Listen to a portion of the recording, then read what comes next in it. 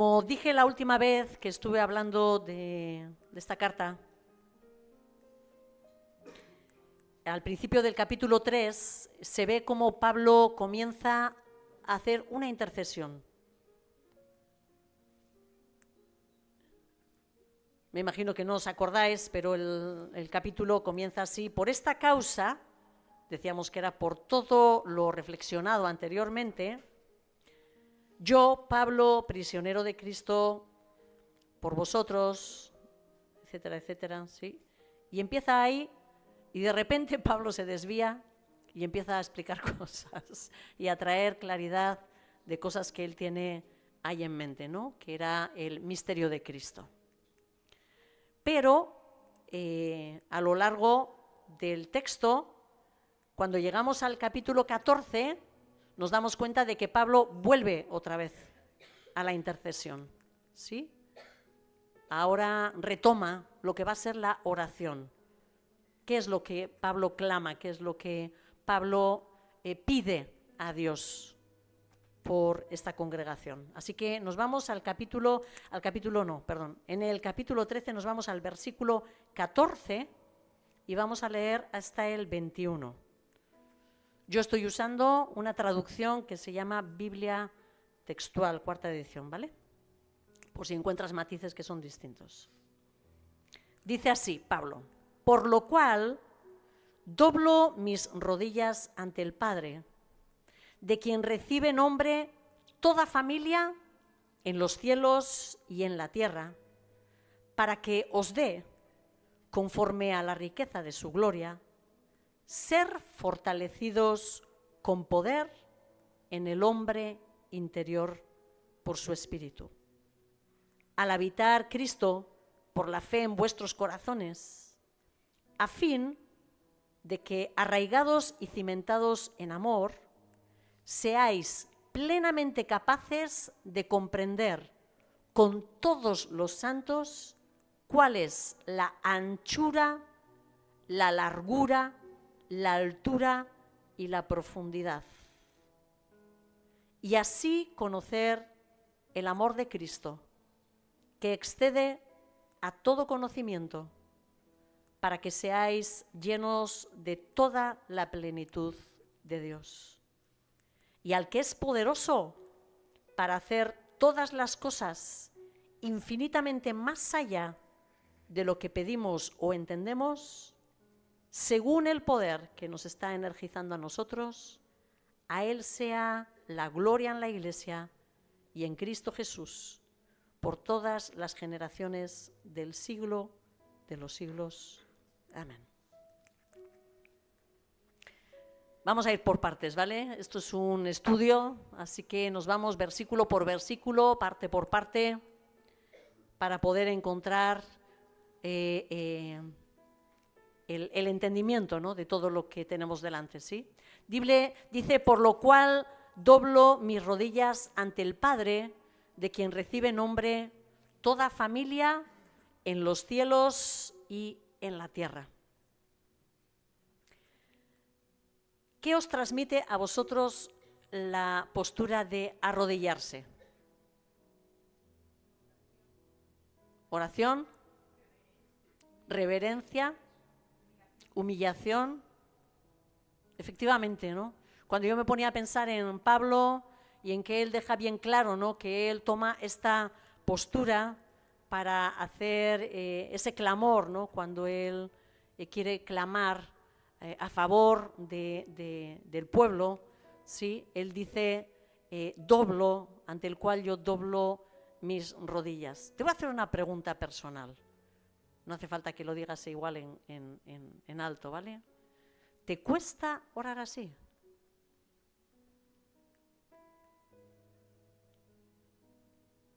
¿Sabéis por qué pregunto esto? Hay personas que tienen una dificultad brutal y no es por sus rodillas, ¿eh? No digo personas con problema de movilidad, estoy hablando la postura del arrodillarse delante del Señor para el clamor. ¿Cuántos de aquí oráis? Esto sí os voy a pedir que lo digáis. ¿Oráis o tenéis momentos con Dios en los que estáis arrodillados? O sea, que os ponéis de rodillas. para clamar delante del Señor. ¿Sí?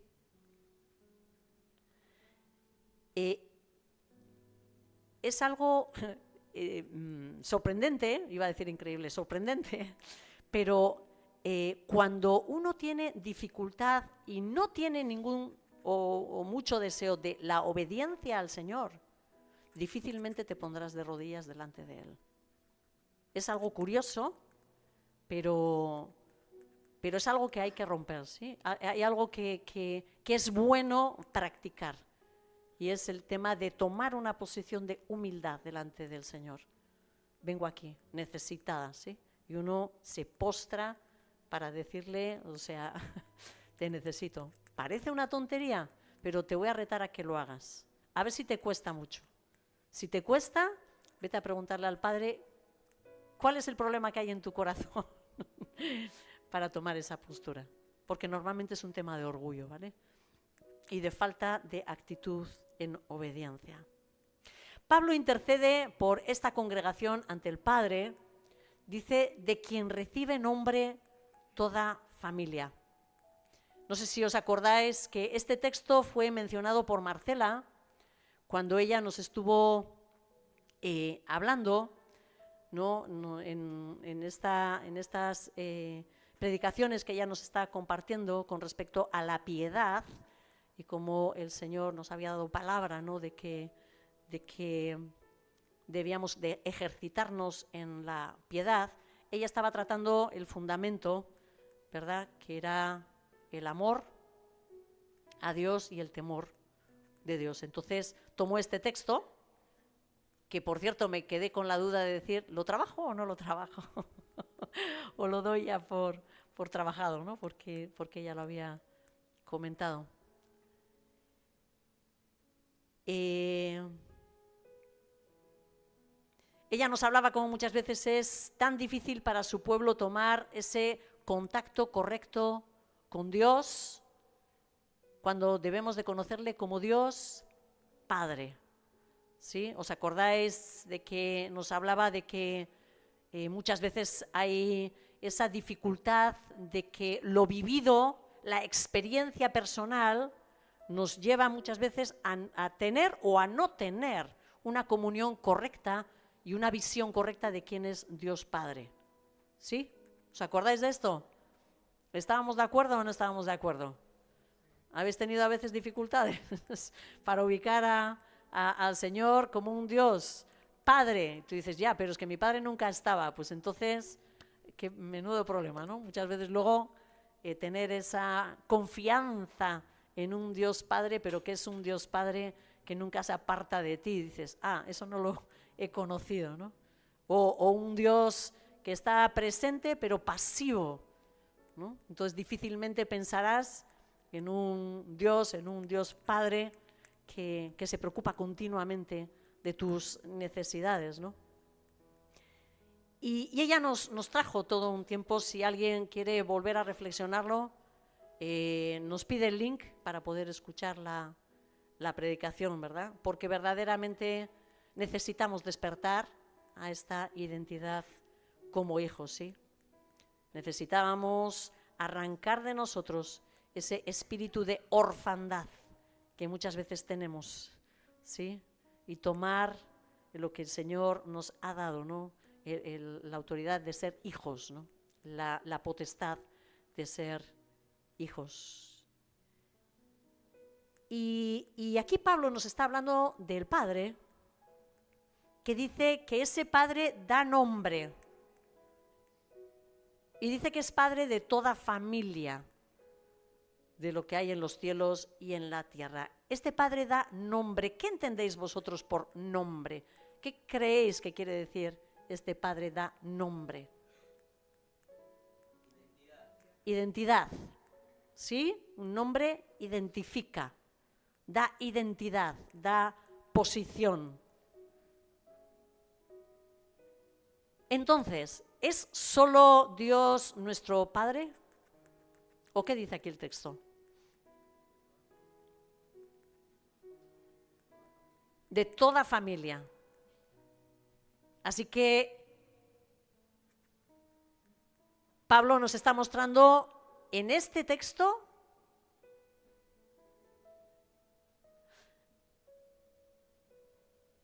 igual el niño no está mejor abajo. ¿Quieres ir con los demás niños, cariño? No sé ya qué tiempo tiene, pero está grande, Raya.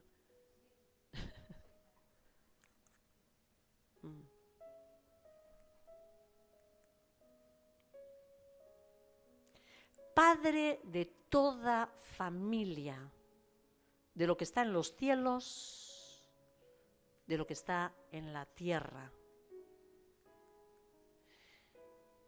Pablo aquí nos está presentando a un Padre cósmico que abarca absolutamente toda la creación. ¿Qué familias hay en la tierra? ¿Animales?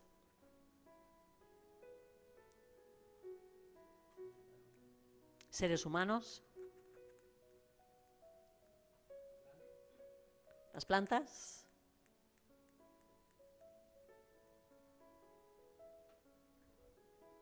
¿Las rocas? A veces hemos visto, rocas que hablan, rocas que quedan ahí como testimonio, cosas tan extrañas dice la Biblia. Pero lo espiritual solo Dios sabe, ¿verdad? Porque así dice, son testigos. ¿Sí? Montes, los peces.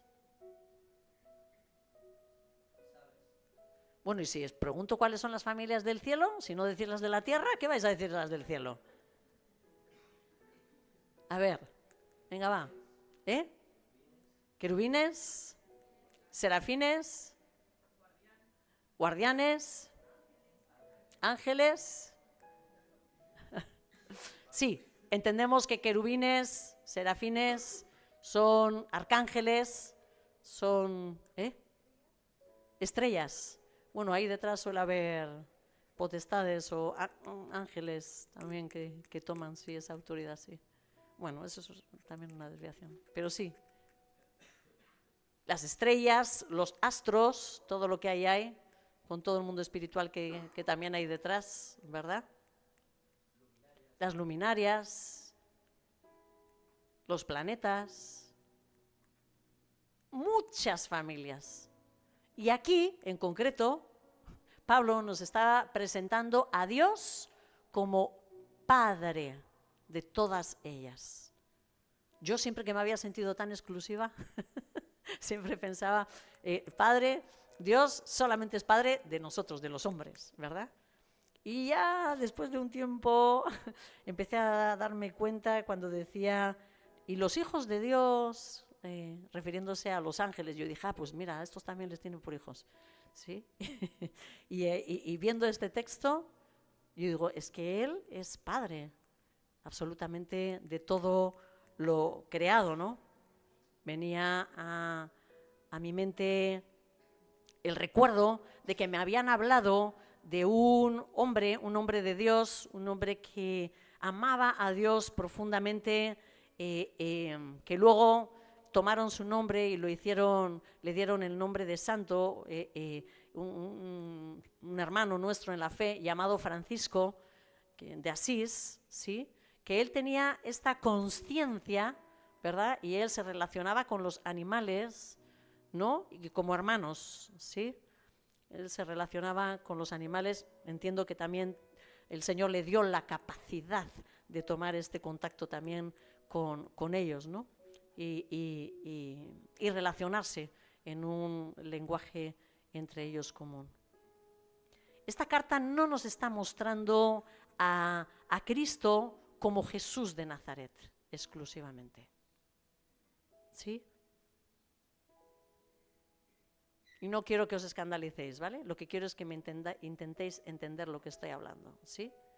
El Cristo, el lugar de posición y autoridad que nuestro Señor Jesucristo toma después de haber tomado victoria contra la muerte, sentándose en un lugar de autoridad máximo. Ese Cristo no es solamente Jesús de Nazaret. ¿Sí?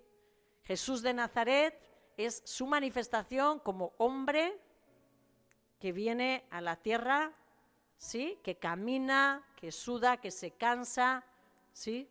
Aquel que se manifiesta como una persona. Sin embargo, Jesucristo ha ascendido y está en un punto y en un lugar de autoridad que ya es superior a todo ello. Y muchas veces quizás este tipo de visión es la que nos limita para poder entender al Cristo. ¿Sí? Cristo es una dimensión.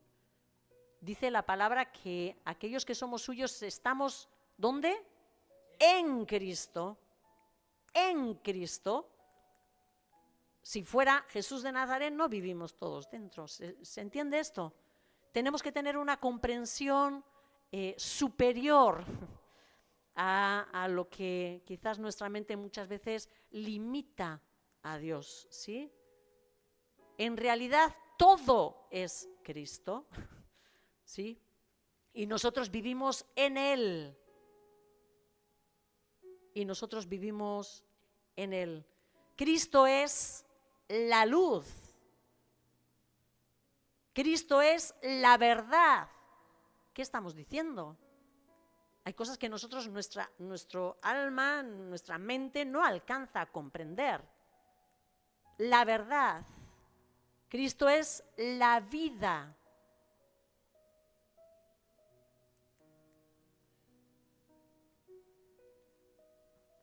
Cristo es ese ámbito en el que nosotros vivimos, que nos decía el texto de Efesios, que es donde el Padre va a reunir todas las cosas. ¿Sí? Por eso digo que es una dimensión misma. ¿Sí? La persona de el Cristo es, voy a decir así, entenderme, el lugar donde se va a recoger todo lo existente, ¿no? Para que Dios sea el todo en todos, en esa dimensión.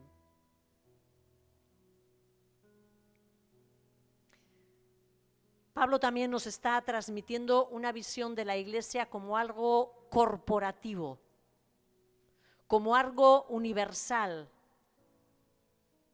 que constituye el propio cuerpo de Cristo en la tierra, pero también en los cielos. Yo me daba cuenta de que esta carta es una carta que ilumina, que trae entendimiento a cosas mucho más sublimes del concepto que a veces tenemos del Señor. Es una visión completamente celestial, ¿sí? Aquí vemos una iglesia que existe en la eternidad. Efesios 1, ¿dónde estábamos nosotros? Aquellos que conocemos a Jesús, aquellos que hemos entregado nuestra vida, aquellos que la van a entregar. ¿Dónde dice esta carta que estábamos? ¿Dónde?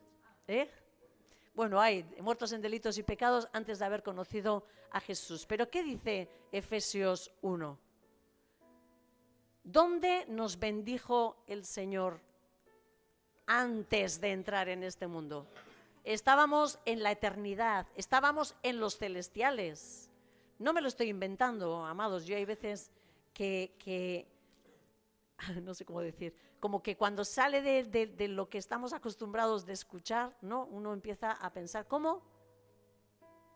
En Efesios 1 nos está diciendo que el Dios y Padre de nuestro Señor Jesucristo nos bendijo en los celestiales con toda bendición espiritual, según nos escogió en Él, ¿cuándo? Antes de la fundación del mundo. Entonces, ¿dónde estábamos? En los celestiales. Y hay veces que se nos hace la mente chiribitas porque nosotros vivimos dentro del tiempo. Pero Dios es un Dios eterno. ¿Y qué significa eternidad? sin tiempo, no tiempo. No significa mucho tiempo. Sí, significa no tiempo. Eternidad es, todo es presente. O sea, todo es. No hay pasado, no hay presente ni futuro, todo es. ¿Sí? No hay una línea de tiempo. Nosotros somos los que estamos dentro de una línea de tiempo y por eso se nos cruzan los cables cada vez que nos hablan de eternidad y nos empiezan a decir como que éramos antes de que hubiéramos nacido. Somos bendecidos antes, somos escogidos antes, ¿sí? Somos llamados ya antes. ¿Cómo puede ser esto? ¿Verdad? Nosotros somos los que tenemos limitado nuestra mente, ¿sí?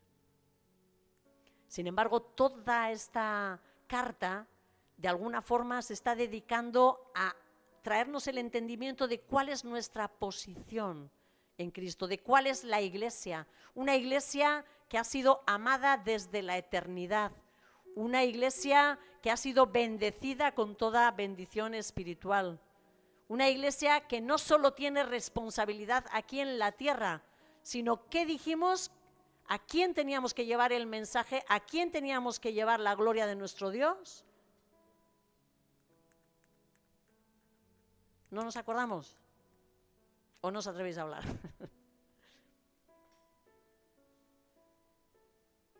¿No os acordáis? Dice, con lo que nos cuesta hablar al vecino como para llevar el mensaje también a más lados. Sí. A la gente, a los principados y a las potestades espirituales. ¿Sí? Dice, para que la multiforme sabiduría de Dios se dé a conocer por medio de la iglesia a los principados y potestades de los celestiales. Efesios 3 estoy leyendo, ¿sí? Así que nosotros tenemos un origen eterno, una dimensión mucho mayor de lo que nosotros y nuestra mente nos encasilla, ¿verdad? Tenemos una responsabilidad mayor que esta tierra y ahora esta carta nos sigue, o Pablo nos sigue presentando ahora a un Padre también cósmico, ¿sí? Como origen de todas las cosas que se manifiestan como familias, ¿verdad?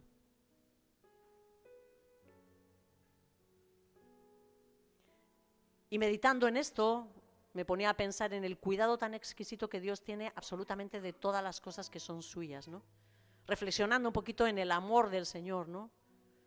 Y claro, uno se da cuenta de decir es que la gota de agua que necesita la flor en el desierto es derramada en el momento preciso porque el amor de Dios llega ahí para esa provisión, ¿sí? Para tener el cuidado de esa flor que quizás no la va a ver ningún ojo humano, pero que Él la ha puesto ahí para que deleite su vista, ¿sí? Igual nunca es objeto de deleite de una persona, pero sí de su creador, ¿no?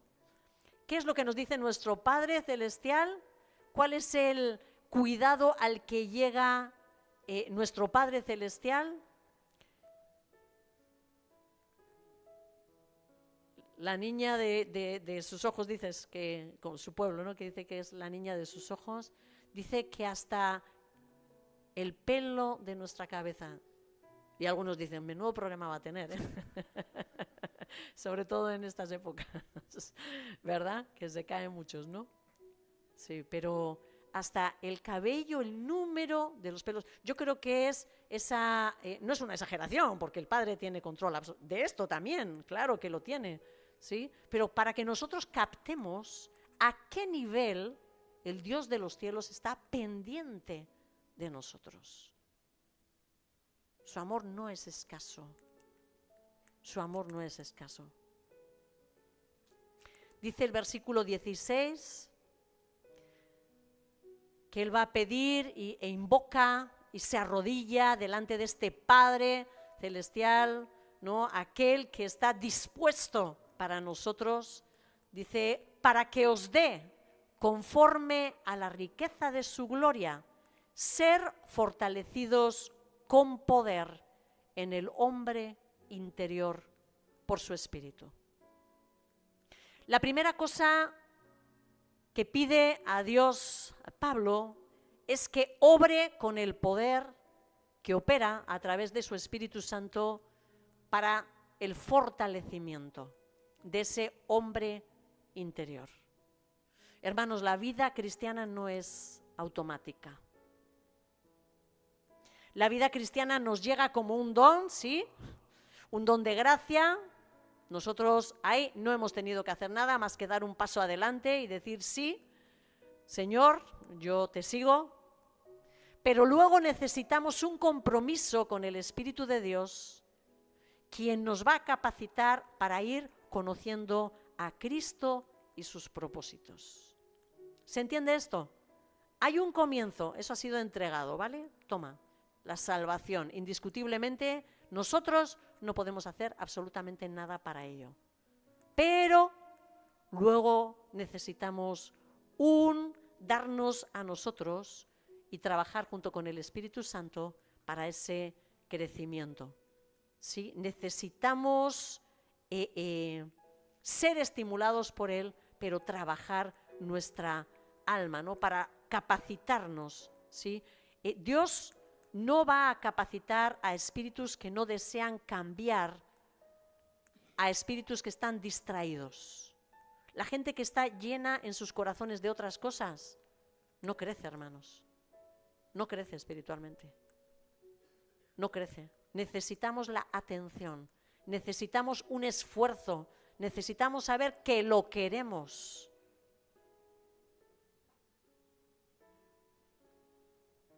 Necesitamos conciencia de nuestra necesidad de la intervención del Espíritu en nosotros. Tenemos que estar atentos a su guía y tener una disposición a obedecerle. El Señor no pierde el tiempo, ni tampoco fuerza a nadie, ni tampoco fuerza a nadie. Te seducirá con su amor para que le sigas, pero no te va a forzar el brazo. Si tú dices, no quiero, ahí te quedaste. Eso sí, el que lo sufre eres tú, ¿verdad? Aunque seguro que en su corazón le duele más de lo que nosotros pensamos, ¿sí? Es verdad que nosotros, para mantener ese fortalecimiento interior, necesitamos esfuerzo, hermanos, y un compromiso. ¿Qué es lo que dice que va o que tiene que ser fortalecido? ¿Qué le está pidiendo al Padre que sea fortalecido?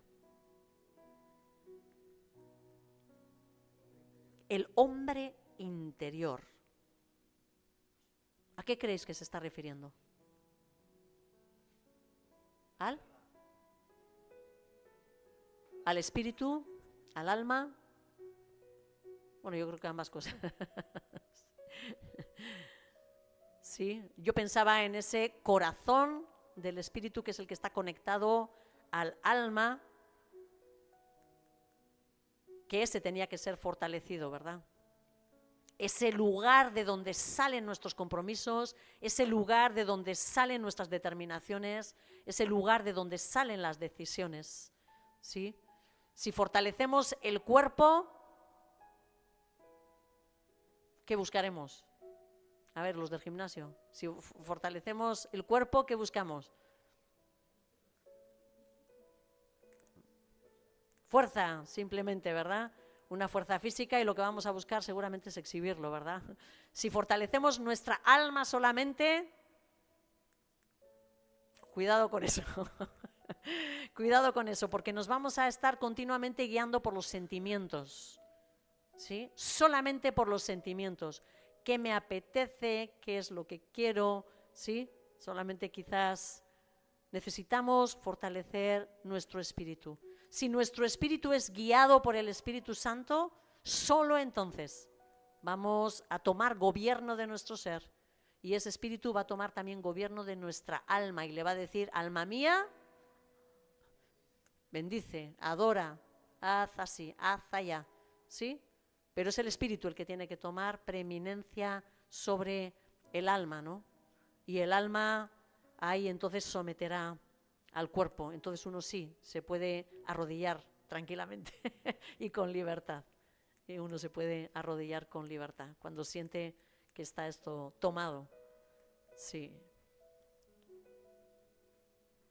Nuestra vida interior requiere tanta atención y ejercicio como nuestro cuerpo físico, o quizás aún más. ¿Cómo creéis? ¿Qué os viene a vosotros a la mente que es necesario para fortalecer el espíritu? ¿La oración? ¿La palabra? ¿La meditación en la palabra? ¿La adoración? ¿El ayuno?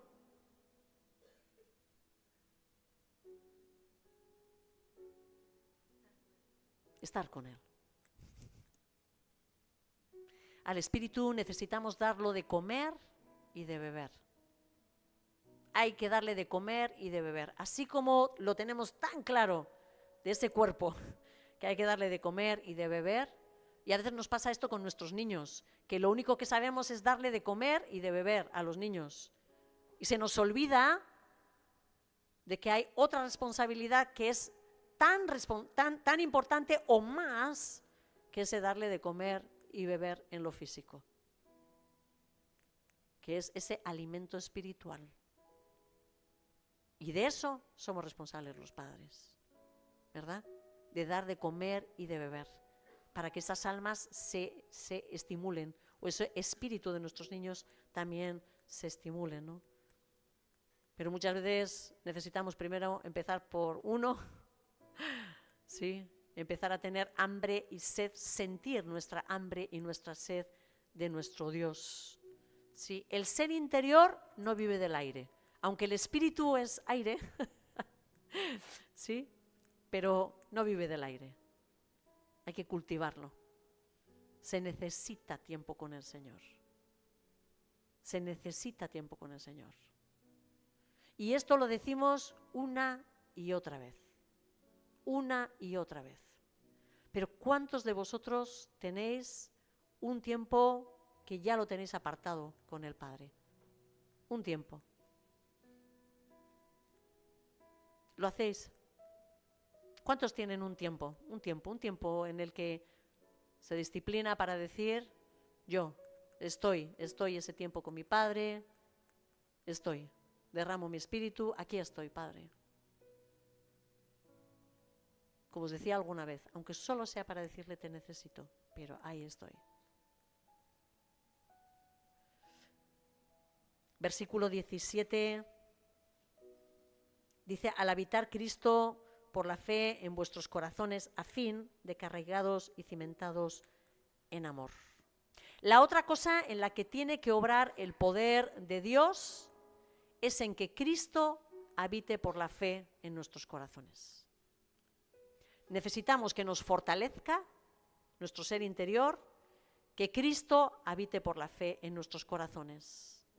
No solo nosotros habitamos en Cristo, como decíamos antes, sino que también Cristo habita en nosotros. Hermanos, aquellos que hemos dado un paso de fe, no somos nuestros. No somos nuestros. Como dice ese versículo en Gálatas, con Cristo estoy juntamente crucificado y ya no vivo yo, mas vive, ¿quién? Cristo en mí. Y como consecuencia dice, y lo que ahora vivo en la fe, lo vivo en la carne, lo vivo en la fe en el Hijo de Dios. Tenemos un dueño y Él es el que debe de sentarse en el trono de nuestra vida. Así que es tiempo de abandonar todas nuestras luchas por la independencia. Podemos ser independientes absolutamente de todo, excepto de nuestro Cristo. Debemos de abandonar eso que nos estimula tanto esta sociedad, la autorrealización.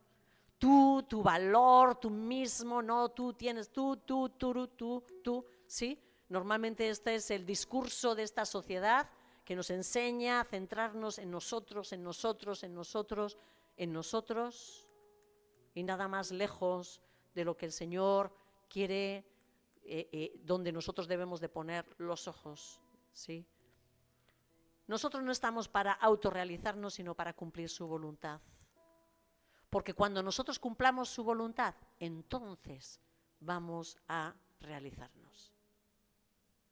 Yo te aseguro, y esto que me cortan la mano, sí, o sea, pongo, como se suele decir, la mano en el fuego. Te aseguro que si tú estás en el centro de la voluntad del Señor, entonces vas a poder realizarte. Pero si tú evitas eso y estás como pensando qué es lo que me ha transmitido el mundo, qué es lo que yo he desarrollado, entonces te vas a quedar sin nada, porque de realización no vas a tener nada, vas a ir dando palos de ciego a un sitio a otro, quiero hacer esto, quiero lo otro, y nunca te vas a sentir completamente satisfecho. Dice la palabra que si nosotros perdemos nuestra vida, a nuestra forma de sentir y a nuestra forma de entender, entonces la hallaremos. Que cuando nosotros intentamos guardar esa vida para nosotros, entonces la perdemos. Su presencia en nosotros debe de traer el sello de su carácter. Si Cristo está en nosotros, pero no nos transforma, entonces debemos de preguntarnos si verdaderamente está en nosotros.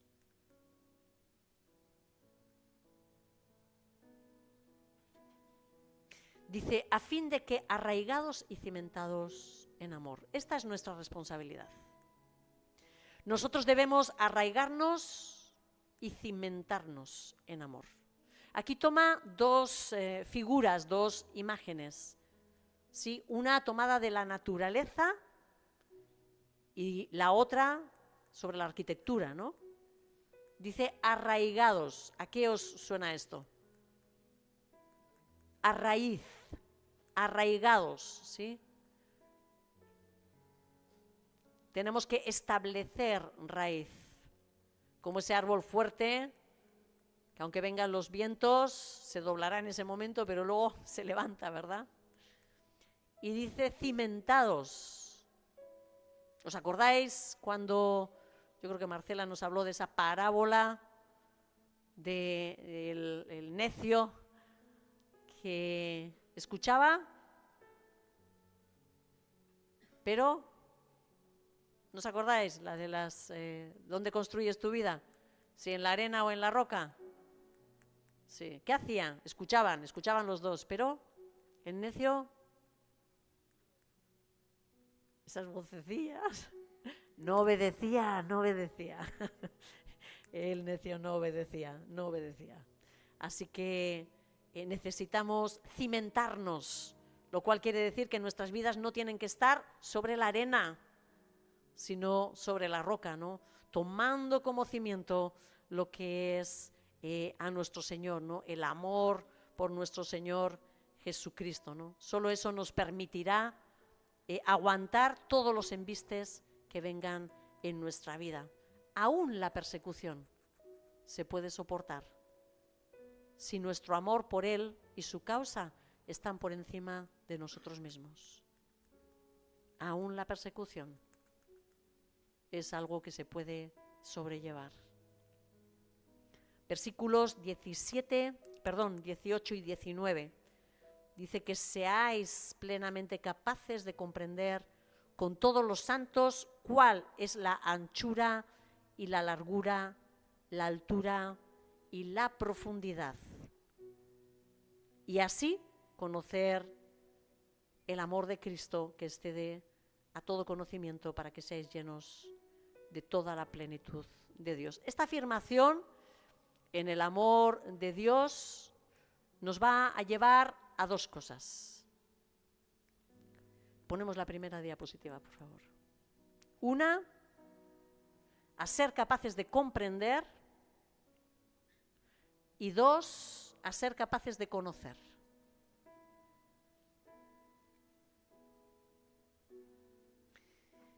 El versículo 19 deja claro que lo que vamos a conocer, ¿qué es?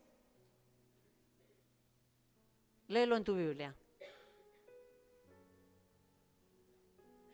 El versículo 19 dice, y así conocer el amor de Cristo. Queda claro de qué es el amor de Cristo lo que tenemos que conocer, que paradójicamente y curiosamente dice que excede todo conocimiento, ¿sí? Hay que conocer lo que excede todo conocimiento, ¿sí? Pero lo que no está claro es lo que Pablo quiere que seamos capaces de comprender con todos los santos, porque en realidad en el versículo no está indicado, ¿sí? El versículo dice, para que seáis plenamente capaces de comprender con todos los santos cuál es la anchura, la largura y la altura y la profundidad. Y luego sigue diciendo, y así conocer el amor de Cristo.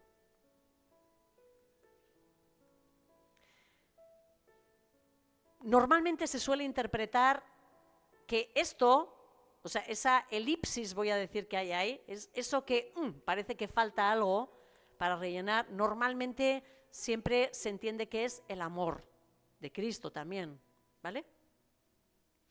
Nuestro profesor de exégesis, él propone, viendo todo el contexto, todo lo que es la carta, que eso que se manifiesta en esas 4 dimensiones, anchura, largura, altura y profundidad, en realidad sea la provisión de Dios en Cristo.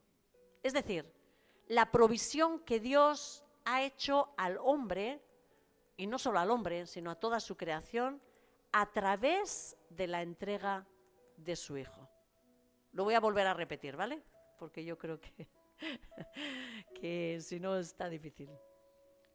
Pon la diapositiva número 2, por favor.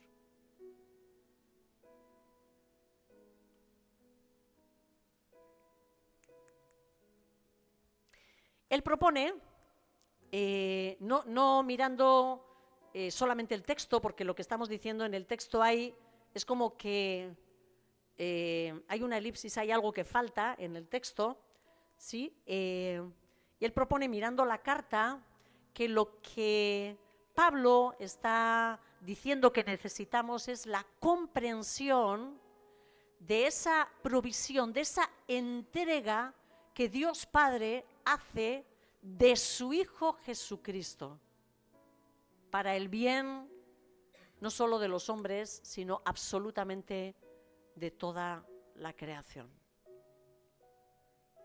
Que en esencia, cuando más lo pensaba, estoy convencida de que es la mayor manifestación de amor. Y él habla, ¿no?, de que necesitamos comprender. Dice el texto, junto con todos los santos. ¿Qué quiere decir esto?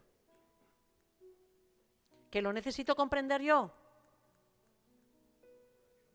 Corporativamente. Necesitamos un concepto corporativo de lo que es la Iglesia. No somos, y esto lo decimos hasta la saciedad, no somos personas sueltas individuales que simplemente coincidimos los domingos para vernos aquí. No, hermanos. No hay cosa más equivocada que pensar que eso es una iglesia. Y aquí, en el mismo sentido en el que Pablo declara, ¿no?, en la carta a los Efesios, aquí sigue poniendo este toque de corporativismo, de entender que somos un cuerpo. Y dice que necesitamos comprender junto con todos los santos, dice, la anchura Y él propone así, ¿vale? Yo os lo voy a transmitir porque me parecía interesante. El pensar cuán ancho es la provisión que abarca esa entrega, ¿no?, del Padre, con toda bendición espiritual en los celestiales, ¿no? ¿Cuál es la largura de esa provisión? Una provisión que viene desde la eternidad. ¿Cuándo entregó el Padre a su Hijo? Desde la eternidad. Hay un versículo que dice: el Cordero que fue inmolado antes de la fundación del mundo. Con lo cual nuestro Señor Jesucristo no solamente fue inmolado, sacrificado en el momento en el que bajó a la cruz, sino que Él ya sufrió pérdida, ya sufrió sacrificio, enorme sacrificio, cuando tuvo que salir del Padre para empezar a relacionarse con la creación. ¿Sí? Esa comunión, esa simbiosis con el Padre profunda en su eternidad. Él sale de Él para comenzar a darse a criaturas que le van a necesitar.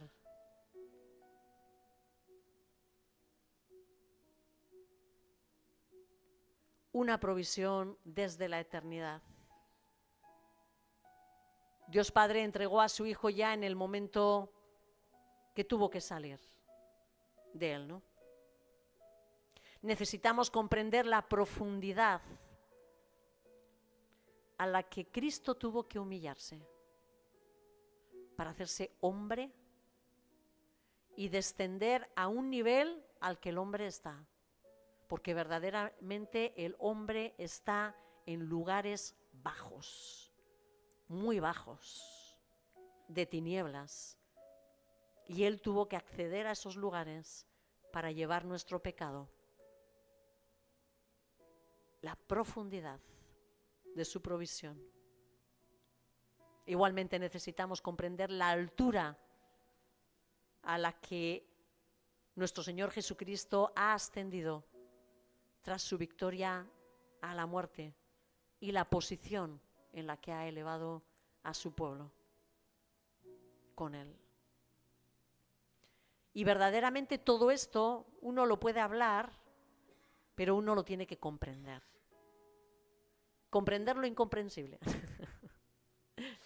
Como es imposible, lo que necesitamos es meditarlo para intentar acercarnos a todo esto.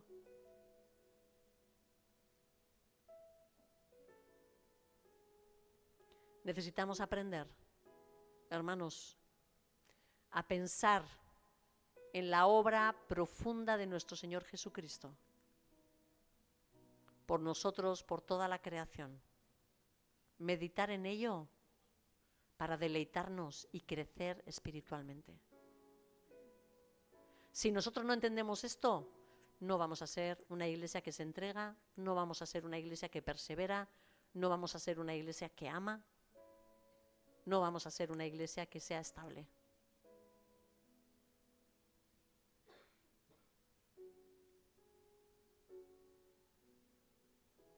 Pablo nos dice que si comprendemos esta verdad y la experimentamos, la conocemos. Acordaros que cuando estamos diciendo conocer en la Biblia, ginosko está hablando de experiencia, no de intelecto. Llegaremos a ser, dice el versículo, llenos de la plenitud de Dios. Pon la otra diapositiva, por favor.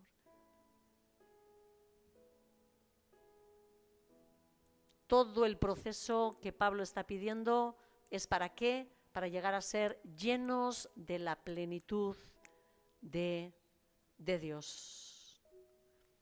Y es curioso porque justo estaba el jueves en el banco de alimentos y de repente una furgoneta de otra congregación tenían puesto un versículo ahí en la puerta y me quedé leyéndolo, que es Primera de Juan, capítulo 4, versículo 6, y me di cuenta de que efectivamente me confirmaba el pensamiento de que la provisión de Dios, en esencia, es la manifestación más maravillosa de amor que hay, ¿sí? Y cómo el conocerlo hace precisamente que permanezcamos en Dios y Dios en nosotros. Ese versículo dice, y nosotros hemos conocido, que es lo que está diciendo aquí, ser capaces de conocer, y nosotros hemos conocido y creído el amor que Dios tiene para con nosotros. Dios es amor y el que permanece en amor, permanece en Dios y Dios en él. Y termina el versículo con una doxología, ¿sí? Pablo es tocado por su propia intercesión y él va a dar gloria, ¿no? Dice, al que es poderoso para hacer todas las cosas infinitamente más allá de lo que pedimos o entendemos, según el poder que nos está energizando a nosotros. A él sea la gloria en la Iglesia y en Cristo Jesús por todas las generaciones del siglo de los siglos. Amén. Sí, él no se queda impasible ante toda esta profundidad de su pensamiento cuando él comienza a pensar en lo que esto supone, en esa profundidad, en esa longitud, en esa altura de toda esta provisión, de todo este amor, esta manifestación de amor. Él comienza a alabar al Dios de los cielos, a darle esa reverencia que él necesita, ¿no? ¿Por qué? Porque todo lo que él ha comprendido, toda la manifestación de las cosas que él ha tenido, toda la revelación que él ha recibido, ahora él necesita transmitírsela a los demás, ¿no? Y hay esa explosión de admiración en su corazón hacia ese Dios, ¿no? Poderoso, poderoso para hacer todas las cosas, ¿no? Mucho más, infinitamente, dice, más allá de lo que pedimos o entendemos, ¿no? Su forma de obrar siempre rompe todas nuestras expectativas. Muchas veces el problema que tenemos es que esperamos que Dios actúe como nosotros lo decimos y no nos damos cuenta de que le estamos limitando, pero Él opera y obra mucho, o sea, alcanza muchísimo más de lo que nosotros podríamos entender. Igual nosotros estamos pidiendo algo, no sé, para nosotros, ¿no? ¿Qué decir? Paciencia, por ejemplo, ¿no? Que es algo bueno, pero en lo que Él va a operar seguramente no solo va a trabajar con nosotros, sino va a empezar a trabajar con todo nuestro entorno y más allá, todo eso, ¿sí? O sea, Él conjunta, armoniza todas las cosas, ¿sí? Cada situación de nuestra vida no solamente tiene que ver con nosotros, sino con todos aquellos que nos rodean también y mucho más allá, ¿no? Algo que nosotros no podemos entender, ¿no?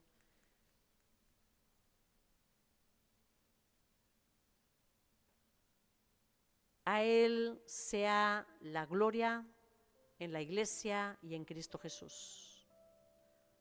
Debemos entregar y manifestar la gloria de nuestro Dios, así como Cristo Jesús lo hace. Y dice, esa gloria, dice, a Él sea la gloria en la Iglesia y en Cristo Jesús. En ambos, ¿sí?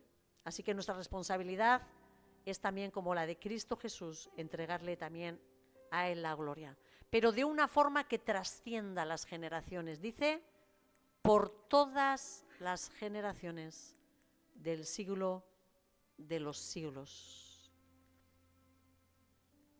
Eso es lo que clamamos en esta congregación. Que la gloria que esta congregación sepa darle a su Dios trascienda y toque las vidas de nuestros hijos y de los hijos de nuestros hijos, así como el Dios de los cielos lo espera. Así que el Señor nos lleve a saber meditar, hermanos. Yo creo que el reto de Pablo para nuestras vidas en esta mañana, o del Señor en esta palabra, es que necesitamos meditar en el amor de Dios, para que cada vez con más pasión se encienda un fuego dentro de nosotros para servir a nuestro Señor. Que sin Él se nos va a apagar la llama, se nos va a apagar la llama. Y andamos un día ahí y otro día aquí, y un día allí y otro día aquí.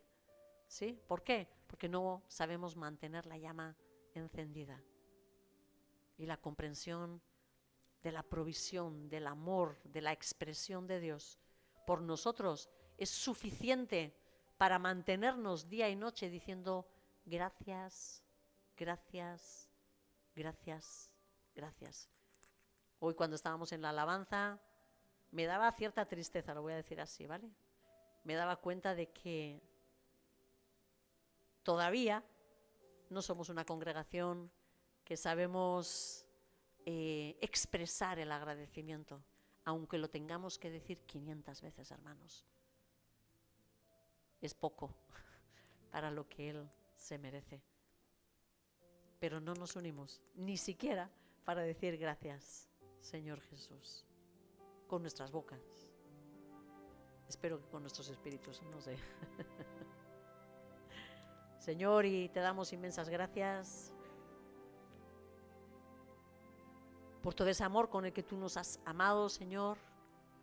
Te damos gracias, Señor, por haber pensado en nosotros desde ese plan eterno. Gracias, bendito Señor, por habernos provisto de todo lo necesario. Gracias, bendito Señor, por habernos escogido, Señor, liberado, Señor, de todas esas ataduras espirituales, Señor, que teníamos cuando tú nos encontraste. Gracias, Dios, porque tú nos has perdonado y nos has elevado junto contigo a esos celestiales junto con tu Padre. Gracias, Jesús. Ayúdanos, Señor, como congregación a saber apasionarnos. Perdónanos, Señor, cuando damos por hecho, Señor, tu cuidado, tu disposición hacia nosotros. Apasionanos, Señor. Apasionanos, Señor. Ayúdanos, Señor, a no escuchar sobre tu cruz, a no poder escuchar sobre tu inmolación eterna, Señor, a no escuchar sobre las maravillas que tú has hecho y quedar impasibles, Señor. Señor, conmueve nuestras vidas, Señor. Enséñanos, Señor, a ser una congregación que sepa meditar en ti, Señor. Que podamos así fortalecernos en nuestro hombre interior. Señor, ayúdanos, amado Espíritu Santo, a saber escuchar tu voz. Enséñanos, enséñanos. Y perdona, Señor, la dificultad tan tremenda que tenemos de escucharte. Perdónanos, perdónanos, perdónanos. Gracias por tu amor. Gracias, Señor. En el nombre de Cristo Jesús.